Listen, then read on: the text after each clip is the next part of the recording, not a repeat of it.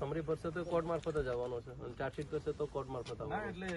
એટલે ફરિયાદ થયા પછી તમામ નિર્ણય કોર્ટ મારફત જ માનો આવવાનો. કે અમારે તો ભરૂચ જવાનું નથી, ત્યાં જઈએ એટલે એફઆઈઆર થાય, એવું થોડું ચાલવાનું છે યાર.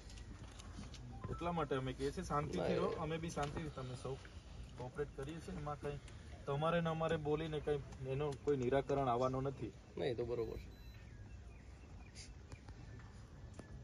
તમારી એક વિનંતી છે હવે કે હવે ઘરે કરવા જે તમે પૂછી લો, એફઆઈઆર હમણાં નથી ત્યાં, આઈઓ પણ હાજર રદ નથી. કરતા હોય તો હમણાં અમે જતા રહીએ. આઈઓ અમે તો કોઈ વાંધો, અમે તો હમણાં મયતોમાં ને બધા અમારા પ્રસંગો ગોઠવાયેલા જ છે. ના બરોબર છે. હા, તમે આટલી બધી મને જીબાજોડી કરો છો, બરાબર. જે પીઆઈ ને જે પીએસઆઈ મારા પર ખોટી ફરિયાદ કરી છે, મારા સમેત અમારા 13 આગેવાનો પર અને રાજપાડીમાં તો 70 લોકો પર. હવે 70 લોકોને મેં કોર્ટમાં તારીખોમાં કઈ રીતના લઈ જવા?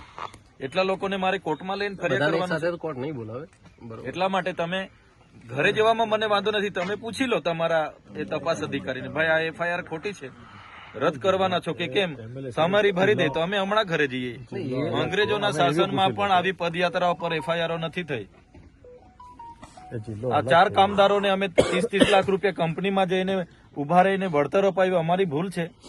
હવે માણસ મરી જાય, 10,000 કરોડની કંપની છે તો 30 લાખ આપ્યા, એમાં શું વાંધો છે? અને કંપની વાળો બિચારો તો રાજી ખુશી આપ્યા છે, તો એમાં બિચારા એફઆઈઆર બી પોતે પીએસઆઈ અરજદાર બને છે. તો આટલી તો કેવી પોલીસની મજબૂરી છે કે પીઆઈ અરજદાર બને, પીએસઆઈ અરજદાર બને? ત્યાં એટલું બધું દારૂ, ડ્રગ્સ, ઇનલીગલી બધું ચાલે છે, એના પર કેમ કાર્યવાહી કરતા નથી? અમે તો સીસીટીવી ફૂટેજ આપ્યા છે 35 જેવા, એના પર કોઈ કાર્યવાહી નથી. અમારા પર ઉપરા છાપરી રાતોરાત 2 એફઆઈઆર થઈ જાય 70 લોકો પર. યાર અમારે કે પછી છોડી દેવાનું છે?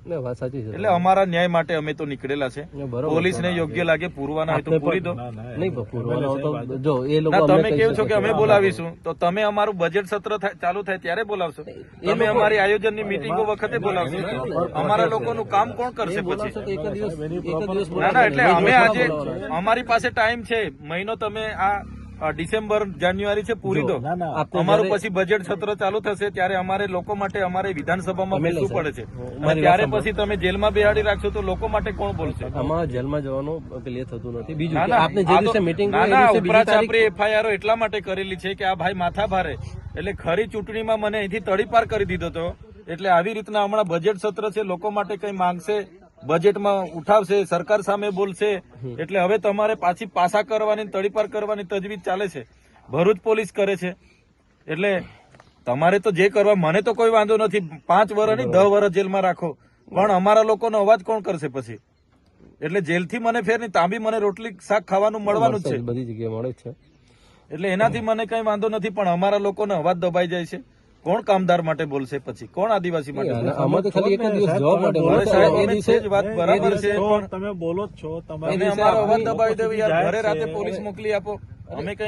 અમે કઈ આ વિસ્તારમાં ધારાસભ્ય છે યાર, અમે કઈ માથાભારે અસામાજિક તત્વ છે કે રાતે પોલીસ પહેરો મૂકી દો? હવે આ નીકળ્યા તો ઘરમાંથી નીકળે ના, તો તમે જોઈ લો કેટલી આ 20 ગાડીઓ નજીવા કેસમાં કાલે ઉઠીને ગયા કેસમાં તમે આવ્યા હતા 50 ગાડીઓ લઈને, આખો માર્ચ કરીને, મોરચો લઈને. તો આ લોકો બી ભરૂચ વાળા આવશે, એના કરતા આજે જ અમને હાજર થઈ કરી દો. પણ આમાં તો જે દિવસે નોટિસ આપશે તમને એ દિવસે તમે કદાચ હાજર રહી શકે કે મીટિંગ છે તો બીજી તારીખ આ લોકો કાલે ઉઠીને અમારા હમણાં આયોજનોના કામો ચાલુ થવાના, મીટિંગો ચાલુ થવાની, હમણાં બજેટ સત્ર અમારું ચાલે, એટલે પોલીસ કહે છે કે ભાઈ અમારી ફુરસદે આવીને એટલે જેલમાં નાખી દો.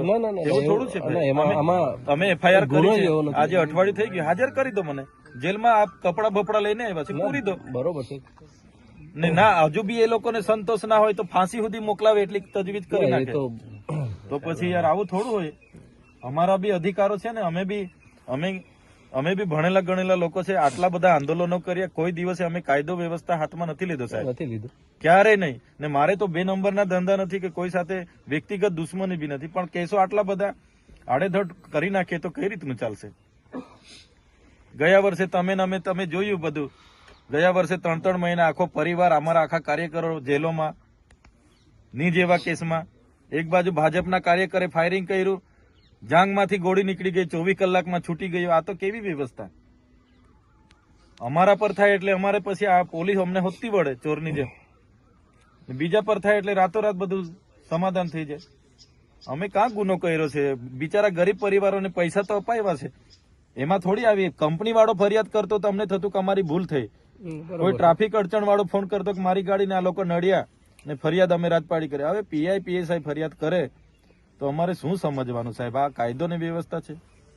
અને અમે તો પરવાનગી માંગી હતી સાહેબ, કોઈ જાહેરનામું નથી, કોઈ ચૂંટણી નથી, તો બી 30મી નવેમ્બરે પરવાનગી માંગી, 3જી ડિસેમ્બરે અમારી છેલ્લા દિવસે પદયાત્રાના હવારે કહી કે તમારી પરવાનગી નથી મળી.